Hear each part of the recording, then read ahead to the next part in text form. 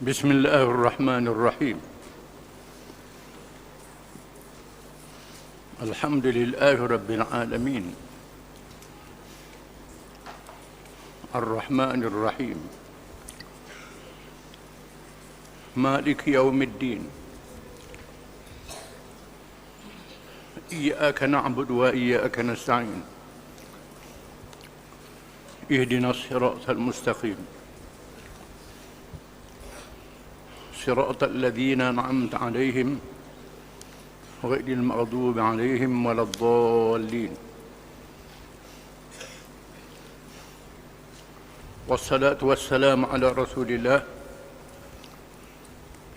وعلى آله وصحبه ومن تبعه ونصره ووالاه. ربنا زدنا علما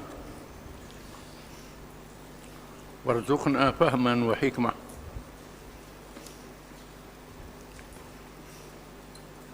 Yang ke-9 daripada perkara yang menyebabkan jadi murtad, keluar daripada agama Islam, sesiapa yang beriktikad sebahagian manusia dibolehkan tidak mengikut akan syariat Nabi Muhammad SAW, maka menjadi kafir. Kerana syariat Nabi Muhammad kepada seluruh manusia, bukan sahaja kepada orang Arab.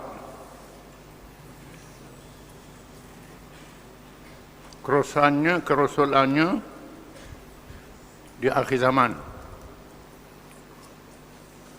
berbeza dengan Rasul-Rasul di zaman dahulu. Kepada umat dia saja, kaum dia saja, dan zaman dia saja, negeri daerah dia saja.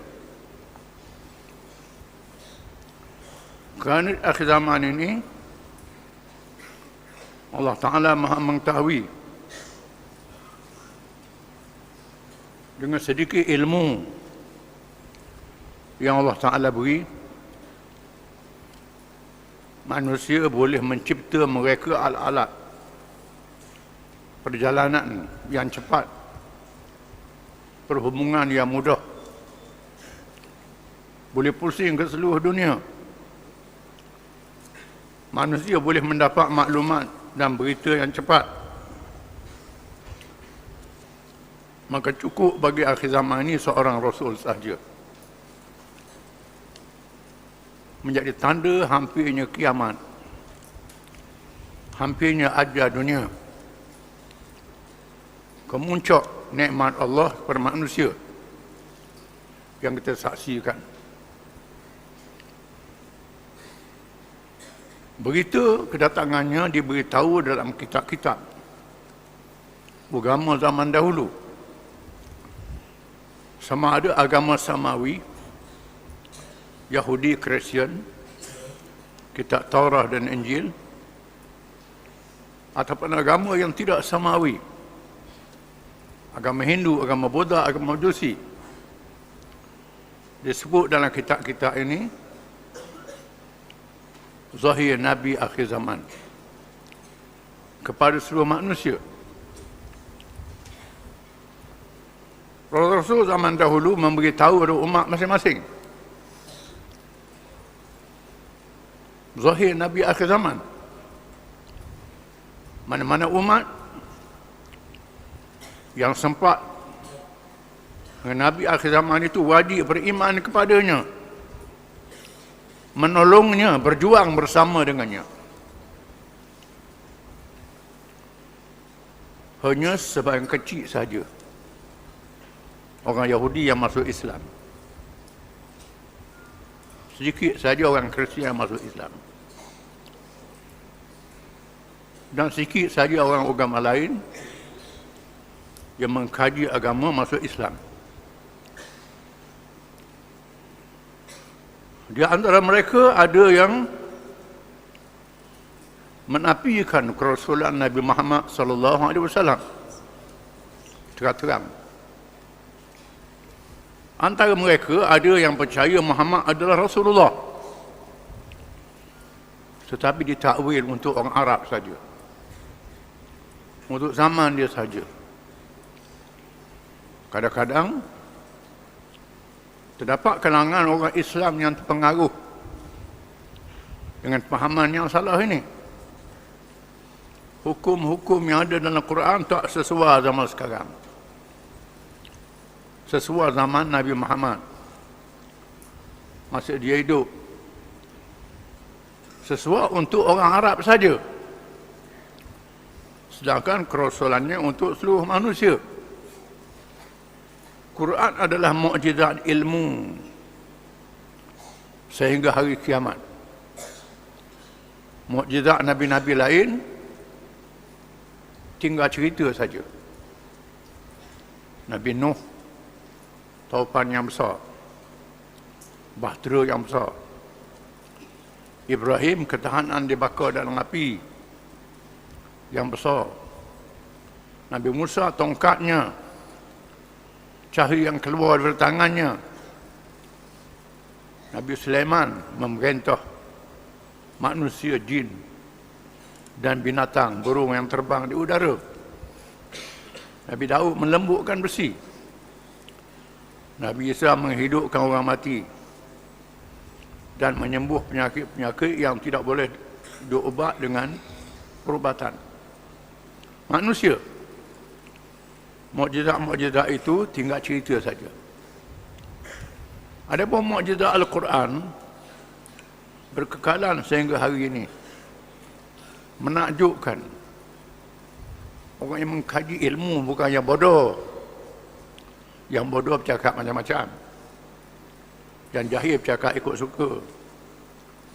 Yang mengkaji ilmu, mengkaji Al-Quranul Karim dalam segala ilmu, banyak yang berfikir dan masuk Islam. Quran adalah mukjizat, petunjuk pada seluruh manusia. Kalau ada orang yang bercakap syariat Nabi Muhammad ni bukan untuk kita, untuk orang Arab, untuk zaman dia, kalau dia bercakap tu dengan jahil, dia berdosa besar, kena bertaubat. Kalau bercakap tu nak lawan, engkar, jadi kafir murtad. Wal'iyadzubillah. Kerana firman Allah Subhanahu wa taala, "Wa man yabtaghi ghayra al-islam dinan falan yuqbala min wa huwa fil akhirati minal khasirin." Maksudnya, barang siapa yang menghendaki selain Islam sebagai agama ad-din, maka tidak akan diterima daripadanya, dan di akhirat nanti dia termasuk di kalangan orang-orang yang rugi. Ad-din, perkataan dalam bahasa Arab, bahasa Al-Quran, lebih luas dari makna agama dalam bahasa Melayu, dalam bahasa lain. Agama dalam bahasa lain dengan makna ibadat saja, sembahyang, puasa, berzikir, tasbih, tahmid, perkara rohani, perkara tasawuf, itu saja. Adapun ad-din dalam bahasa Arab, semua perkara berkait dengan manusia. Bukan sahaja ibadat, bukan sahaja nikah kahwin, termasuk politik, ekonomi, pendidikan, undang-undang negara, perlembagaan negara, dalam negara, antara bangsa, antara kuasa, angkasa lepas, perkara nyata, perkara gaib, semua ada dalam Al-Quran. Semua perkara. Ini mana ad-din. Dengan sebab itu, kita kena ikut Islam dalam semua urusan kehidupan kita. Ada perkara disebut nas, halal dan haram, wajib, sunat. Ada perkara yang tidak ada nas, tak sebut dalam Quran, sebut dalam hadis, itu diizinkan. Islam juga. Kalau tak ada nas, Islam juga. Bukan di luar Islam. Ini luahnya makna Islam itu. Banyak orang keliru dalam masalah ini. Bila sebut agama, mari ke masjid, mari ke surau, piti banyak, buat haji, buat umrah, zikir banyak-banyak, cukup. Hal lain tak kait dengan agama. Padahal bila dia semayang, dia sebut Alhamdulillahi Rabbil Alamin. Segala puji bagi Allah Rabbil Alamin, Tuhan yang menjadi mentadbir seluruh alam. Alhamdulillah, Allah ni tauhid uluhiyah, Tuhan yang layak disembah. Itu mana Allah? Tauhid uluhiyah. Banyak orang mengaji tauhid sifat. Sifat je. Mengaji sifat je, sifat 20. Sifat-sifat Tuhan. Dia tak mengaji asma, nama-nama Tuhan. Tiap-tiap nama. Dia tak mengaji perkara yang lebih daripada itu. Kerana duduk bahas tentang sifat. Itu sebahagian saja. Tauhid uluhiyah. Tuhan yang layak disembah, dia abdikan diri kepadanya. Yang kita sebut dalam la ilaha illallah. Bukan sifat saja. Semua perkara yang berkait dengan ketuhanan. Rububiyah. Tuhan yang menjadi dan mentadbir seluruh alam. Seluruh alam ditadbir oleh manusia. Tadbir oleh Tuhan. Termasuk alam manusia. Apa radinillahi yabghun. Walahu aslama man fis samawati wal tataw'an wa karhan wa ilaihi yurja'un. Adakah mereka itu mahu lain daripada din Allah? Din Allah, yakni Islam. Islam, seluruh yang ada di langit dan yang ada di bumi, semua Islam. Tau'an, secara taat. Pilihan. Taklif, taklifkan. Dia perintah, dia pilih dengan akal dia. Wa karhan, secara terpaksa. Iaitulah secara fitrah, secara naluri, secara sifat semula jadi. Sifat semula jadi. Masing-masing makhluk ada sifat semula jadi. Tiap-tiap makhluk sifat semula jadi masing-masing. Malaikat ada sifat semula jadi dia, manusia sifat semula jadi dia. Matahari, bulan, bintang sifat semula jadi dia. Ikan dan air ada semula jadi dia, air tawar. Semula jadi dia, air masin. Semula jadi dia, atas darat. Pohon kayu ada sifat semula jadi. Hidup dalam paya, hidup dalam bukit, hidup tepi laut, hidup kawasan begini-begini. Pindah ke lain mampu. Ini ialah Islam. Menyerah diri secara fitrah. Semua makhluk menyerah kepada Allah Ta'ala. Termasuk makhluk manusia. Manusia ada jasad, ada nyawa, ada roh, hidup sendiri, hidup berkeluarga, hidup bermasyarakat. Ini kehidupan manusia. Di mana tiap-tiap itu ada peraturan yang Tuhan tetap. Ada peraturan tabi'i. Degupan jantung, denyut nadi, bernafas. Ini tabi'i. Orang Islam, orang kafir sendiri ikut peraturan ini. Ada yang taklifi. Ditaklifkan, diperintah pilihan akal. Ini yang menjadi hisab pada hari kiamat. Pada manusia yang kita kena faham. Itu dia Islam. Dengan sebab itu kita diajar malaikat yang tulis amal ni sentiasa bersama dengan kita. Bukan dia tulis semayang, puasa, zakat, haji. Kita bercakap, dia tulis. Kita makan, dia tulis. Kita kerja, dia tulis. Ambil harta halal ke haram, dia tulis. Belanja betul ke salah, dia tulis. Semua tulis belaka. Duduk di rumah, dia tulis. Duduk di kebun, dia tulis. Ke laut, dia tulis. Duduk di pejabat, dia tulis. Raja pun dia tulis. Menteri, dia tulis. Rakyat biasa, dia tulis. Orang miskin, dia tulis. Malaikat tulis semua. Ini akan dihisab. Itu makna dia Islam yang kita kena faham. Banyak kita ni duk faham Islam separuh-separuh je. Sembahyang, puasa, zakat, haji. Kalau macam tu, malaikat tunggu sejik lah. Tunggu itu kau sembahyang. Pergi ke mana-mana malaikat tak ada. Ikut suka nak buat. Tidak boleh. Islam ni seluruh kehidupan dia, kita. Kalau dia nak main Islam ni dalam bab agama ni, sembahyang, puasa, zakat, haji, nikah kahwin betul salah. Hal-hal lain tak ada apa-apa ikut suka kita. Itu salah. Itu tak betul. Kerana Quran petunjuk pada semua. Jangan kita kena sedar. Banyak orang tergelincir akidahnya kerana tidak faham dalam masalah ini. Kalau jahil berdosa, kalau tak jahil jadi kafir. Yang ke-10, berpaling secara keseluruhan dari agama Allah Subhanahu wa taala, atau ada beberapa perkara yang menjadi syarat mutlak sahnya Islam tanpa mempelajarinya atau tanpa beramal dengannya. Ada orang beriman dengan sebahagian Islam, tolak sebahagian lain. Macam tadi lah juga. Sudah dia terangkan tadi. Artinya sebahagian ayat tu terima, sebahagian ayat dia tak terima. Firman Allah Subhanahu wa taala, "Wa man adlam mimman dzukira bi ayati rabbih thumma a'rada 'anha. Inna minal mujrimina muntaqimun." Surah As-Sajdah ayat 22. Maksudnya, tiadakah yang lebih zalim daripada orang yang telah mendapatkan peringatan melalui ayat-ayat Tuhannya, kemudian dia berpaling daripadanya. Sesungguhnya kami akan menimpakan pembalasan kepada orang-orang yang berdosa. Bila dengar ayat Quran, terima separuh, tolak separuh. Tak ikut separuh. Kalau tak ikut saja, berdosa. Kalau tak ikut dan engkar,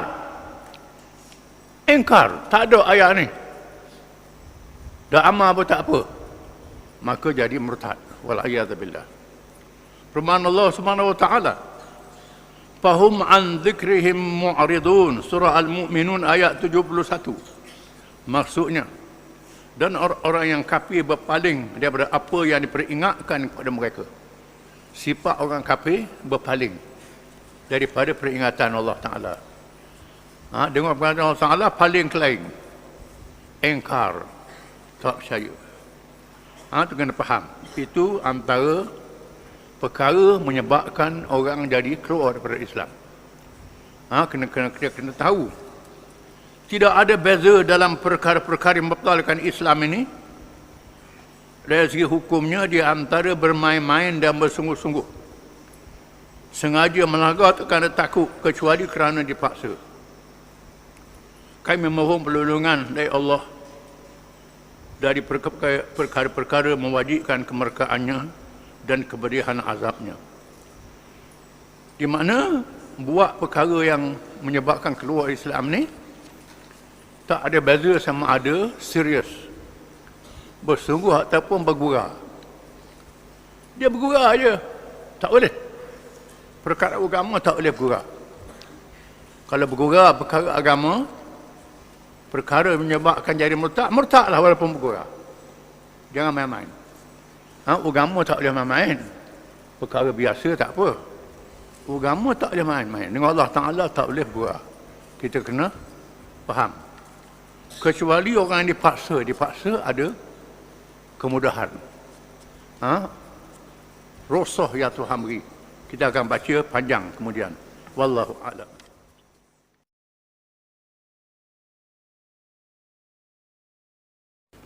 Bismillahirrahmanirrahim.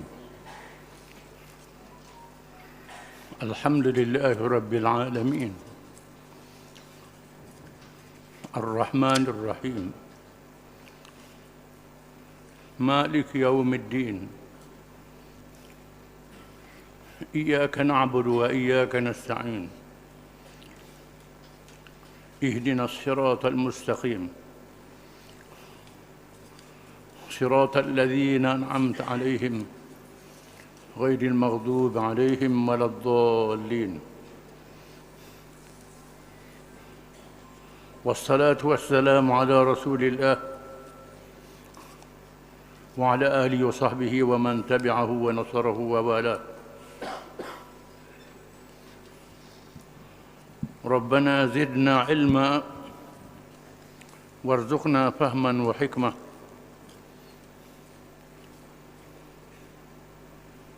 Perbincangan kita hari ini ialah masalah paksaan.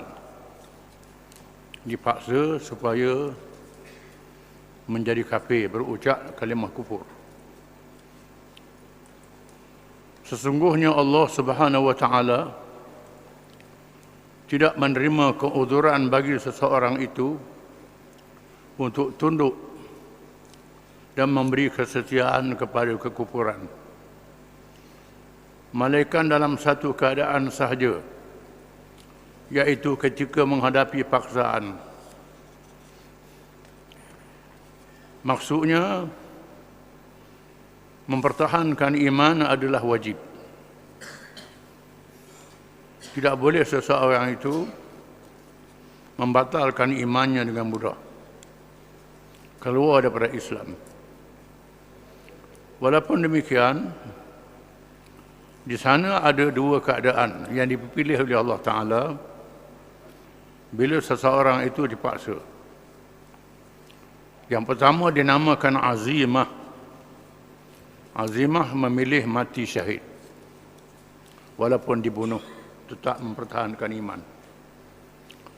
Yang kedua rukhsah, kemudahan berucap dengan lidah sahaja, tidak dengan hati. Hati tak boleh sekali-kali. Dipaksa, kita mengaku dengan lidah kita, tapi hati kita tak redha dengan kufur itu. Seperti yang dinyatakan oleh Allah Subhanahu wa taala, firman-Nya, la yattakhidhul mu'minuna al-kafirina awliya'a min dunil mu'minin wa man yaf'al dhalika falaysa min Allah fi shay'in illa an tattaqu minhum tuqa. Surah Al-Imran ayat 28. Maksudnya, janganlah orang-orang mukmin mengambil orang-orang kafir menjadi wali. Wali dengan makna teman akrab. Buang alif tu, akrab, bukan akrab. Teman akrab, teman yang terdekat. Pemimpin mengambil orang kafir jadi pemimpin. Penolong, pelindung, dengan meninggalkan orang-orang yang beriman. Barang siapa yang melakukan demikian, maka tiadalah ia daripada Allah sesuatu pun, kecuali kerana memelihara diri. Di sini membenarkan rukhsah, membenarkan menjaga nyawa, menjaga keluarga, menjaga anak-anak. Kalau menjadi kafir, aku bunuhmu. Kalau menjadi kafir, aku ganggu isterimu, aku ganggu anakmu. Dalam hal ini diberi dua pilihan, sama ada azimah ataupun rukhsah. Azimah sanggup mati. Rukhsah kita ikut dengan lidah, tidak dengan hati. Itu maknanya. Dalam keadaan takut. Kalau diri kita saja mati, tak apalah, mati syahid. Siapa lagi anak kita, bini kita, dia kaca, boleh. Kita ikut. Tapi hati tidak redha sekali-kali. Perlu dipahami bahawa paksaan itu tidak membolehkan seseorang redha dengan hatinya. Hati tak boleh redha sekali-kali dengan kufur. Hati ini urusan kita dengan Tuhan. Orang tak tahu. Orang tak tahu. Musuh tak tahu. Siapa tak tahu. Kita dengan Tuhan saja. Dan sebab itu kita pelihara hati kita betul-betul. Jangan mengaku dengan lidah, hati pun ikut sama juga. Jadi anyuk. Tak boleh begitu. Tak boleh. Ada orang tu jadi anyuk. Dia kata saya kena paksa, lepas tu ikut orang suruh. Ikut Abi jadi anyuk, tenggelam dalam kekufuran. Abi, itu tak boleh. Kalau boleh lari, lari. Selamatkan diri. Ambil peluang.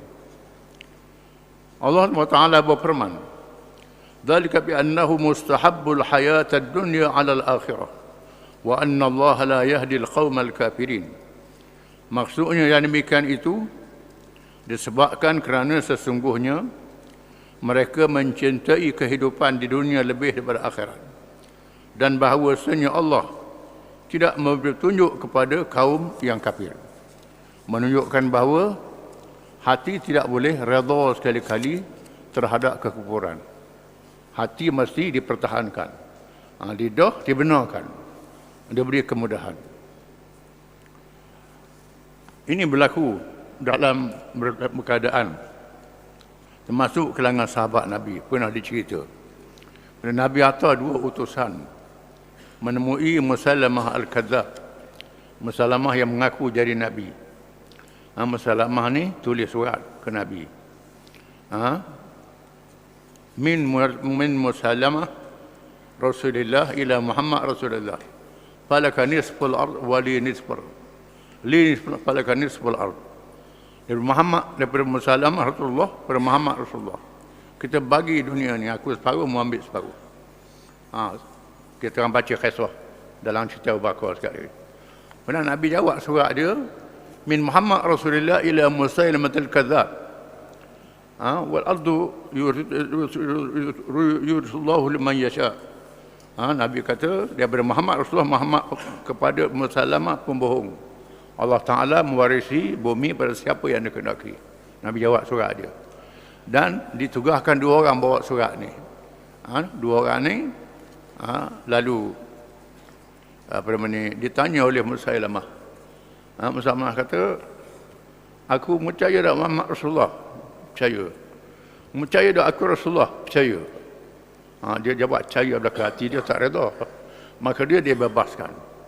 Orang lagi tanya, percaya tak Muhammad Rasulullah? Aku percaya. Percaya tak aku Rasulullah? Aku pekok. Dia tak dengar dia. Dia jawab memang. Aku pekok pada dia jawab. Aku tuli. Yang bunuh hak ni. Jadi hak bunuh ni mati syahid.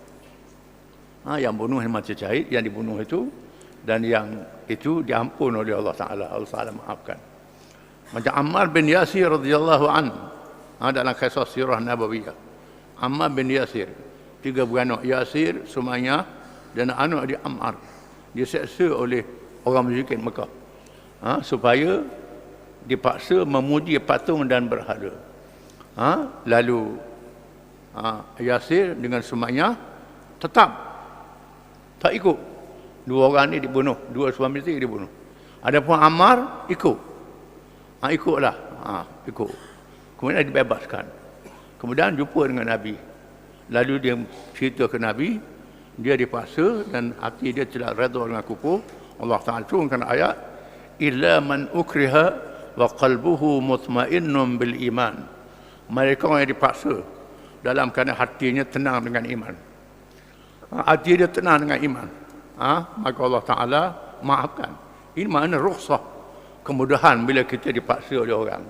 Dipaksa nak selamatkan diri, selamatkan anak isteri kita, selamatkan harta kita, kita dipaksa boleh ikut dalam keadaan hati tidak redha. Macam Imam Ahmad bin Hanbal rahimahullah, Imam mazhab Hanbali, ketika berlaku ini fitnah Mu'tazilah.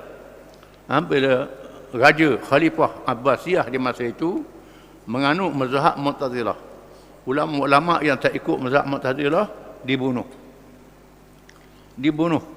Tak ikut mazhab Mu'tazilah. Siapa pegang ahli sunnah wal jamaah dibunuh.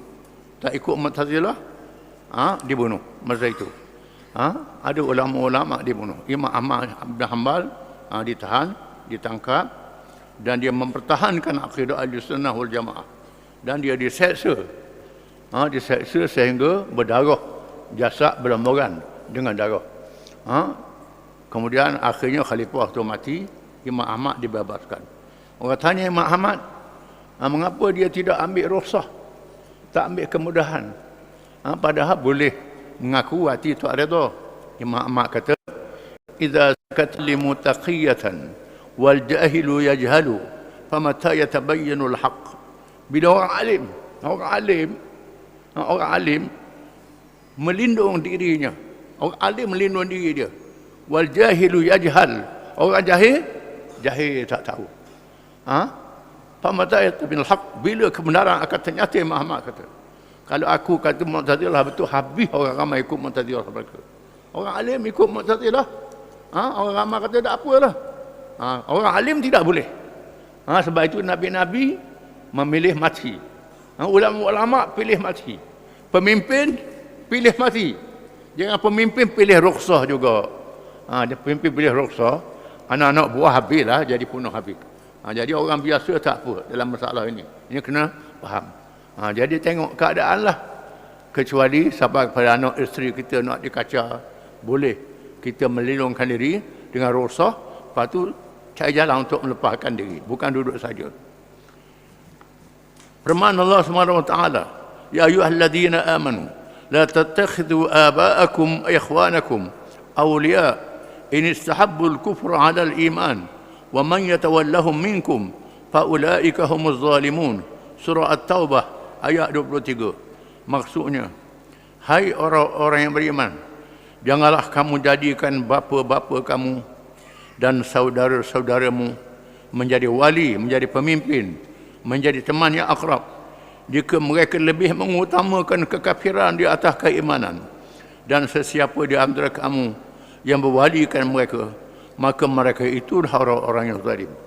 Sekalipun yang paksa kita ibu bapa, kita tetap mempertahankan Islam. Bapa paksa kita jadi kafir, kerana sayang ke bapa, tinggal Islam, itu tak boleh. Islam mesti pertahankan. Ibu bapa dihormati, ibu bapa dimuliakan. Dia sakit kena tolong, susah kena tolong. Bila ibu bapa suruh jadi kafir, tidak boleh sekali-kali. Pertahankan Islam. Seorang sahabat, Sa'ad bin Abi Waqqas radhiyallahu anhu, di mana mak dia paksa dia supaya keluar daripada Islam. Kalau tak keluar daripada Islam, aku sanggup bunuh diri, lapar, mati. Dia kata ke mak dia, kalau mak mati 100 kali 1000 kali pun, saya tetap dengan Islam juga. Mati hidup pula, mati hidup pula, nak suruh saya keluar daripada Islam, saya tak keluar daripada Islam. Ini dia ketegasan yang kita kena faham. Lihatlah betapa Allah Subhanahu wa taala tidak mengizinkan hubungan keluarga yang paling hampir sebagai alasan untuk memberi wala kesetiaan kepimpinan kepada orang kafir. Oleh itu, lebih tidak mengizinkan lagi untuk jadikan alasan kepentingan harta benda, pangkat dan segala perhiasan dunia ini. Jangan kita letakkan perkara dunia lebih pada agama. Agama mesti diutamakan, kerana agama lah yang menyelamatkan kita di dunia dan akhirat. Hak lain itu atas dunia saja.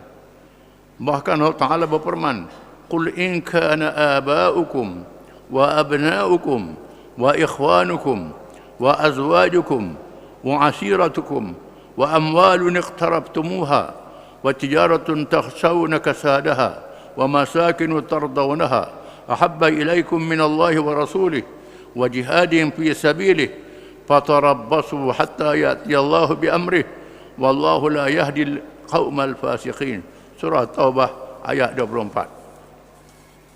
Maksudnya, katakanlah jika bapa-bapa, ayah kamu, anak-anak, saudara-saudara adik-beradik, isteri-isteri, kaum keluarga kamu, harta kekayaan yang kamu usahakan, perniagaan yang kamu bimbangkan kerugiannya, dan rumah-rumah tempat tinggal yang kamu sukai, rumah dah sudah lagi ni nak macam mana ni, adalah lebih kamu kasihi daripada Allah dan Rasulnya, dan berjihad pada jalannya, maka tunggulah sehingga Allah mendatangkan keputusannya, dan Allah tidak memberi petunjuk kepada orang-orang kafir, orang-orang fasik.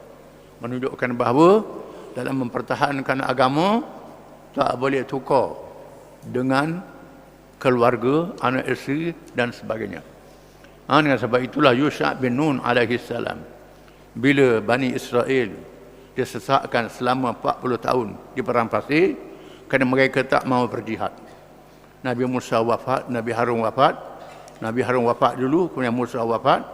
Kemudian Bani Israel sesat selama 40 tahun. Mereka yang tua dimatikan. Dimatikan yang tua selama 40 tahun sesat di padang pasir. Maka lahir generasi baru. Bila lahir generasi baru, Yusha' bin Nun, Nabi yang ganti Nabi Musa, yang masih hidup, memanggil orang yang dikerah untuk jadi tentera ni, dan menyampaikan ucapan, orang yang boleh ikut aku ikhlas saja, nak ikhlas saja. Orang yang tunggu pohon kayu dia buah, sayang ke pohon kayu, tak boleh ikut aku. Orang yang tunggu bini mengandung, nak tunggu bini beranak dulu, tak boleh ikut aku. Orang yang tunggu unta dia, kambing dia, lembu dia, buting, nak tunggu beranak dulu, tak boleh ikut aku. Yang boleh ikut aku hanya orang yang ikhlas pada Allah Ta'ala saja. Lalu ikut bala tentera bersama Yusha' bin Nun AS masuk Palestin, berperang. Tari nak jatuh. Mana tu spotlight tak ada, lampu tak ada. Kerana ada lampu spotlight. Yusha' berdoa, ya Allah ya Tuhanku, matahari ini ikut perintahmu. Tahankan matahari. Matahari ditahan oleh Allah Ta'ala. Sehingga Yusha' dan bala tenteranya menang dalam perang di Palestin. Kemudian dikumpul harta rampasan perang. Di mana harta rampasan perang kepada umat zaman dulu diharamkan.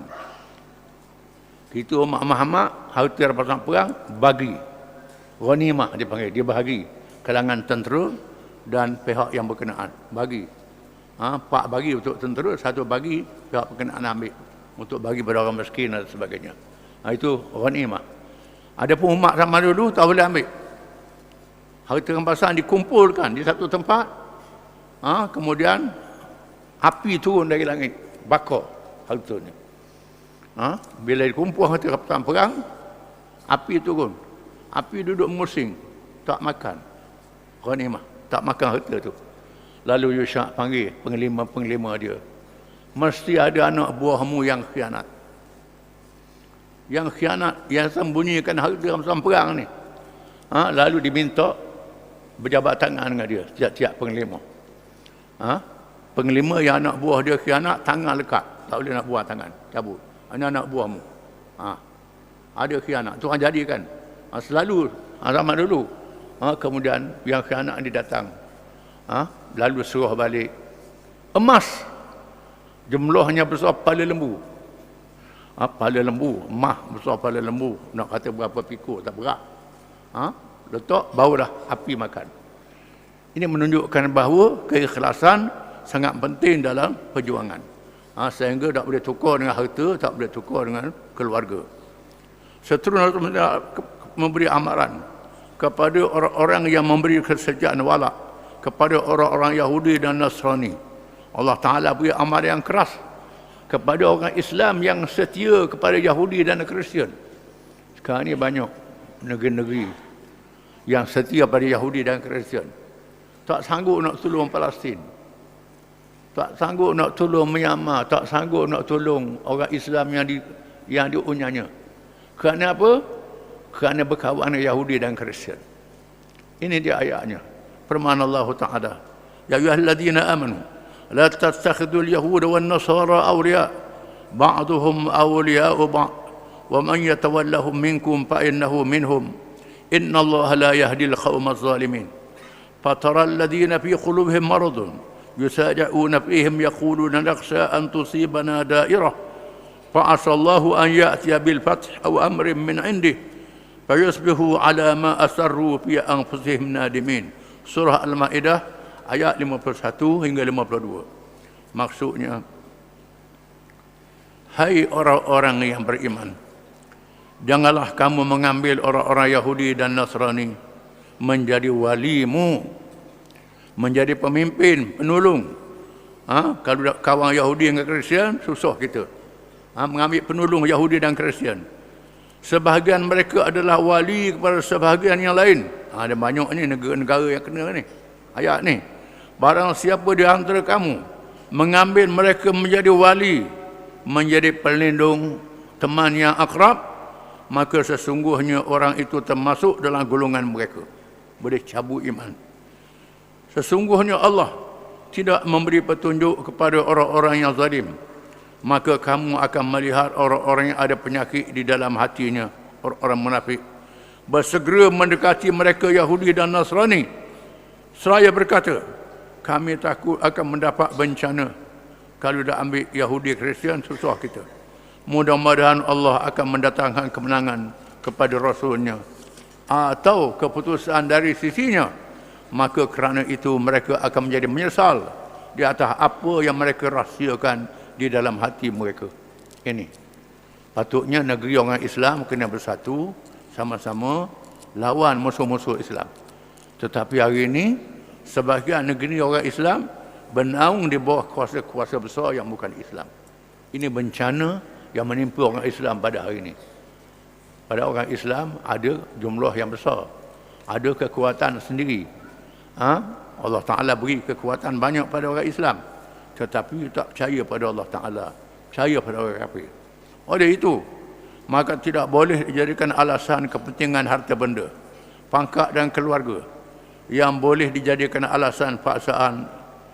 Alasan paksaan ialah seperti yang berlaku pada Ammar bin Yasir dan keluarganya radhiyallahu anhum, yang menjadi sebab turunnya ayat rukhsah kemudahan dalam menghadapi paksaan, dengan syarat hatinya tidak redha sekali-kali dengan kekufuran itu. Apabila tidak ada lagi paksaan, maka tidak ada lagi rukhsahnya, kemudahan tak ada lagi kalau paksaan tak ada.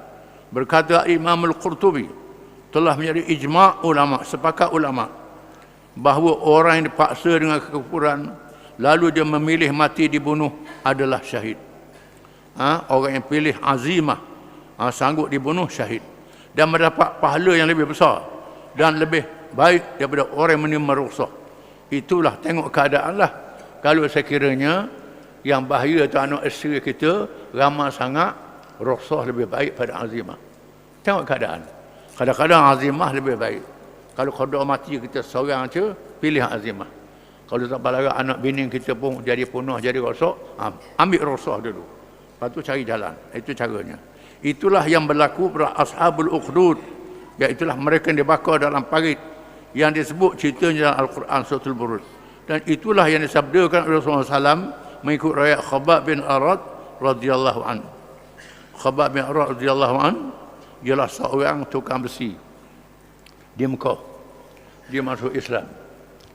Jadi ramailah pemimpin Mekahnya ambil upah buat senjata dengan dia. Bila tahu dia masuk Islam, dia bekah Khabbab ni, dia ambil besi panah tu tok atas belakang. Dia seksa sangat. Khabbab menerima seksa yang dahsyat. Akhirnya Abu Bakar membebaskan. Sahabat-sahabat yang kaya membebaskan sahabat yang ditahan diseksa ni. Lalu puak-puak yang kena seksa ni berjumpa dengan Nabi SAW. Ketika Nabi duduk di bawah bayang Kaabah waktu tengah hari.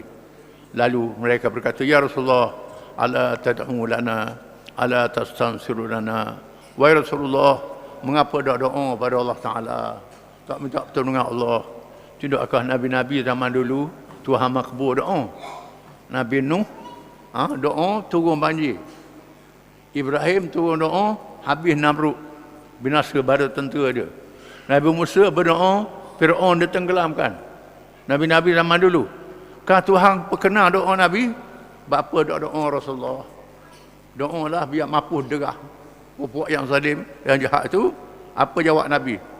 Qad kana man qablakum yu'khadhu ar-rajulu fayuhfarahu fil ard fayuj'alu fiha thumma yu'ta bil manashiri fayudhu ala ra'sihi fayuj'alu nisfaini wa yumashshatu al-hadidu ma duna lahmihi wa 'idhamihi ma yasuddu dhalika an dinih.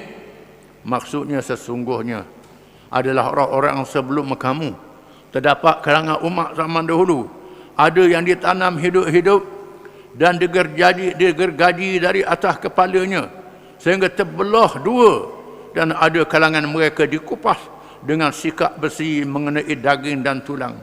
Keadaan begitu tidaklah menggoyangkan pegangan terhadap mereka. Nabi kata terhadap agama mereka. Umat zaman dulu ada kena belah dengan gaji, kena sikat dengan besi tubuh luruh, kulit daging luruh sampai ke tulang. Umat zaman dulu di kamu hidup-hidup tak menganjak dengan Islam. Kamu ni derah sangat. Nabi kata nak minta doa selalu. Kena sabarlah. Nabi kata, wallahi yutimmanna Allahu hadzal amra. Hatta Nabi kata Allah Ta'ala akan menyempurnakan urusan agama ini sehingga orang yang musafir daripada Yaman ke Son'a ke Hadramaut tak diganggu lagi. Tak diganggu lagi. Kerana bila Islam sudah menang, Islam memerintah, hukum qisas, hukum hudud dilaksanakan, perampok takut, penyakut, semua orang takut belaka. Negeri jadi aman. Akan tiba masanya Islam akan menang. Nabi kata, sabar. Sabarlah. Akan tiba masa Islam ni menang. Kalau kita sabar, banyak orang masuk Islam. Kalau kita bunuh, banyak orang kena bunuh. Sikit orang masuk Islam. Tanggungjawab kita mengislamkan orang seramai-ramainya. Kerana kejayaan kita menarik orang masuk Islam seorang, pahala sangat besar. Maka fadilat kita sabar, tarik orang bersama dengan Islam, sangat besar pahalanya. Sehingga kita mati meninggal dunia, dia Islam lagi. Dia melahirkan anak cucu. Dia ajar orang lain pula. Pahala siapa ke kita, walaupun kita duduk dalam kubur. Ini kelebihan. Dengan sebab itu Nabi suruh sabar menghadapi ujian. Wallahu a'lam.